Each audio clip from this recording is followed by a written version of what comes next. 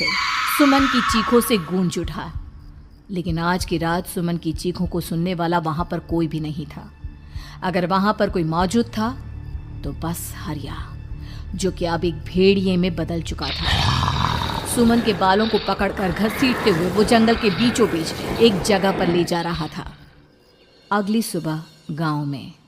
अरे भाई, पता नहीं क्या बात है, अपने गांव का हरिया किसान और उसकी पत्नी सुमन दोनों गायब हैं। दोनों का कोई अता पता नहीं। अरे कैसी बातें कर रहे हो भाई, ये कब हुआ है? अरे पूरे गांव में खबर फैली पड़ी है।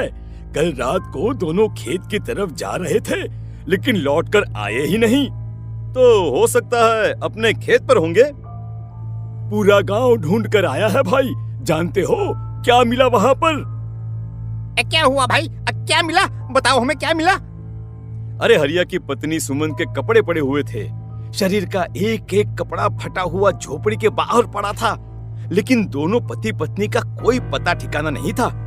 अरे भाई, लेकिन उसका जो दोस्त है ना रामू किसान, उससे पता करके आते हैं ना। अब तक तो दोनों साथ ही खेत पर जाया करते थे। हाँ, हमें उसके घर जाना चाहिए भाई। चलो वहाँ चलते हैं, चलो। वो सारे लोग रामू के घर पर पहुंचते हैं। रामू अपने घर के बाहर बैठकर हुक्का पी रहा था। आज सारे के सारे लोग टोली बनाकर मेरे घर क्यों आ रहे हैं? क्या कोई मर गया क्या भाई? अरे कैसी बातें कर रहे हो? तुम्हारा सबसे अच्छा दोस्त हरिया और उसकी पत्नी गायब है और तुम यहाँ बैठकर हुक्का पिए जा रहे हो, हैं? रामू ने अजीब सी नजरों से उन सब गांव वालों की तरफ देखा, जिसकी वजह से वो लोग एक बार के लिए डर गए। गायब है? अरे गायब नहीं है, मुक्ति मिल गई है। उन दोनों को मुक्ति मिली है।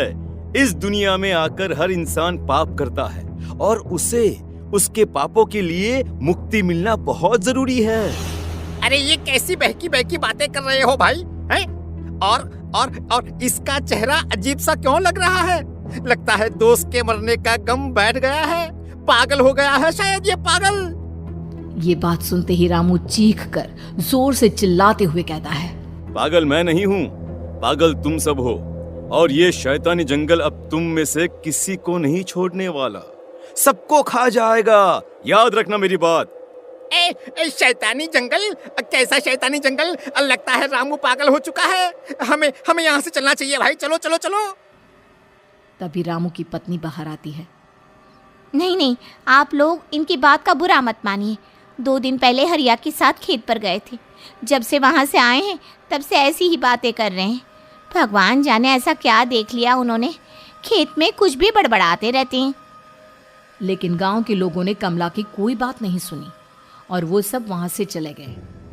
रात अब धीरे धीरे ढलने लगी थी। तभी अचानक किसी ने धीमी सी आवाज में रामू को पुकारा। रामू, आ जाओ, मैं तुम्हारा इंतजार कर रहा हूँ। और सुनो, अपनी पत्नी को साथ लेकर आना, नहीं तो काम अधूरा रह जाएगा। ये आवाज सुनते ही रामू के चेहरे पर शैतानी मुस्कुराहट आ जाती है।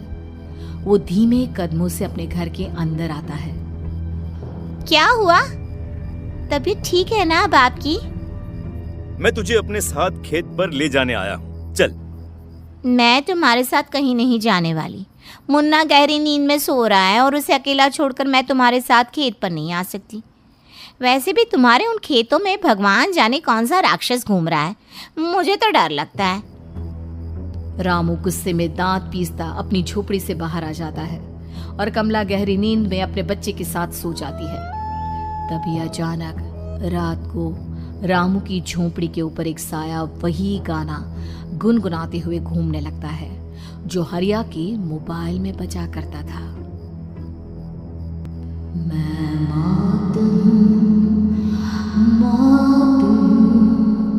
मौत जो पसरी है चारों ओर, जो आएगी कहीं से भी निगल जाएगी सबको। मैं मौत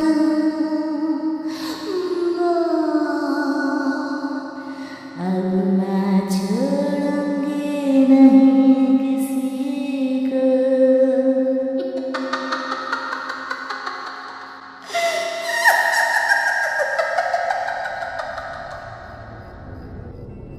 ये आवाज सुनकर रामू की पत्नी कमला की आंख खुलती है और वो देखती है कि उसका मुन्ना अपनी जगह से गायब था।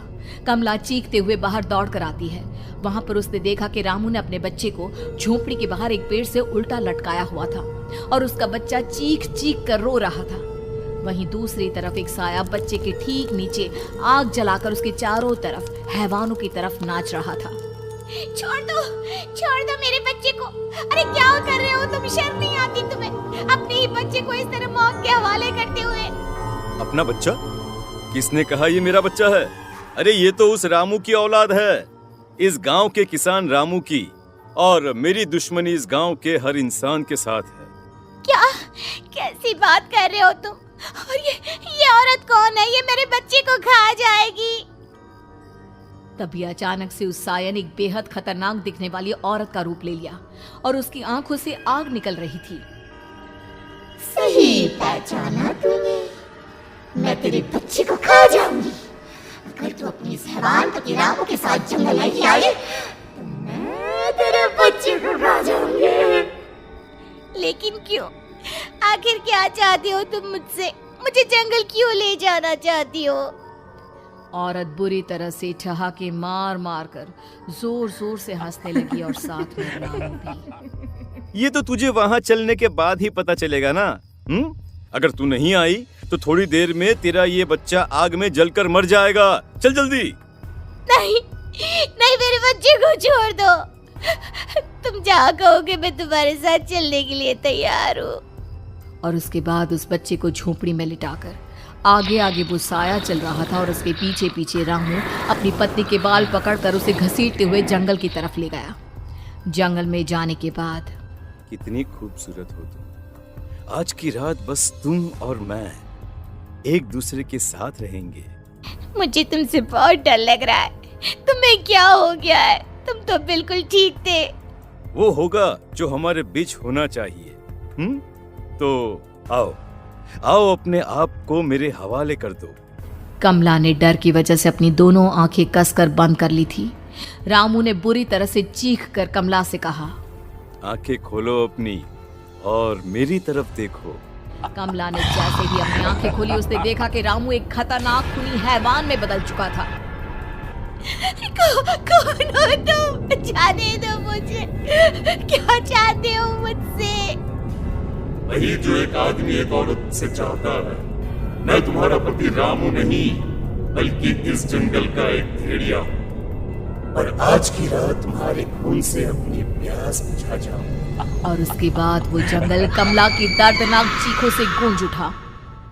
अगली सुबह कमला के कपड़े भी जंगल में उसी तरह पाए गए जैसे कि सुमन के पाए गए थे। इस घटना के बाद पूरे गांव में दहशत का माहौल था। अपने माँ बाप की मौत और गांव में हो रहे इस तरह की घटनाओं की खबर सुनकर किशन शहर से गांव लौट आया था। अपने माँ बाप की बेदर्द मौत की वजह से वो बहुत परेशान था।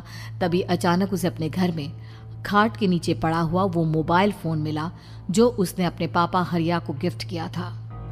अरे कितने प्यार से पापा के लिए मोबाइल फोन लेकर आया था। इसे एक दिन भी काम में नहीं ले पाए। और आखिर कौन है जो गांव में इस तरह की हत्याएं कर रहा है? क्या है इन सब के पीछे? क्या है? मुझे पता करना ही होगा, वरना एक दिन पूरा का पूरा गांव खाली हो जाएगा। इस गांव में एक भी जिंदा इंसान नहीं बचेगा। गांव के लोगों की मदद करने के इरादे से किशन अपने गांव से दूर एक दूसरे गांव में बहुत बड़े तांत्रिक के पास मिलने के लिए गया। तांत्रिक बाबा, अब आप ही कुछ उपाय बता सकते हैं। भगवान जाने हमारे गांव को किसकी नजर लग गई है। नजर नहीं लगी है, किसी ने तुम्हारे गांव को बद्दुआ दी है। किसी सताई हुई आत्मा का प्रकोप है और अब वो पूरे गांव में किसी को नहीं छोड़ेगी जब तक उसकी आत्मा को शांति नहीं मिल जाती। अरे लेकिन ऐसा कौन है बाबा? किसकी आत्मा है और कैसे मिलेगी उसे शांति? मौत है, मौत कहीं से भी आएगी और सबको निगल जाएगी। इससे बचने का सिर्फ एक ही उपाय है, लेकिन उस उपाय को करना आसान नहीं होगा। जो भी उस उपाय को करने की कोशिश करेगा उसकी जान जा सकती है। भले ही मेरी जान चली जाए, लेकिन मैं अपने गांव के लोगों की जान बचाने की पूरी कोशिश करूंगा बाबा। तो ठीक है, फिर अगली अमावस की रात जैसा मैं कहता हूँ वैसा ही करना। अमावस की रात तांत्रिक के बताए अनुसार किशन अपने साथ केरोसिन लेकर जंगल की तरफ चल पड़ा। उसके हाथ में देवी के मंदिर का सिंदूर भी था। किशन जंगल के बीचों बीच पहुंचा। ये देखकर उसकी आंखें फटी की फटी रह गई। वहां एक उबलते पानी का तालाब था और कई लोगों की लाश लटक रही थी। किशन की माँ बाप की लाश भी वहीं थी। माँ, बापू, क्या हो गया? ये क्या हो गया? तभी वहां पर एक औरत और आदमी आते हैं। उन्हें देखकर किशन चौंक जाता है। गोपाल काका, आपकी तो 5 साल पहले मौत हो गई थी। और निर्मला काकी, आप? मौत तो हो गई थी, लेकिन तुम ये नहीं जानते कि हमारी मौत कैसे हुई थी। क्या कहना चाहते हैं आप? कुछ नहीं, बस ये जान लो कि अब इस गांव में कोई जिंदा नहीं बचेगा। लेकिन क्यों काकी? क्योंकि 5 साल पहले इन गांव वालों ने मुझे डायन बताकर पत्थर मार मार के मार डाला। मेरी कोई गलती नहीं थी। गांव का एक बच्चा क्या लापता हुआ, सारा इल्जाम मेरी पत्नी पे डाल दिया। और जब मैंने निर्मला की जान बचाने की कोशिश की तो मुझे भी मार डाला।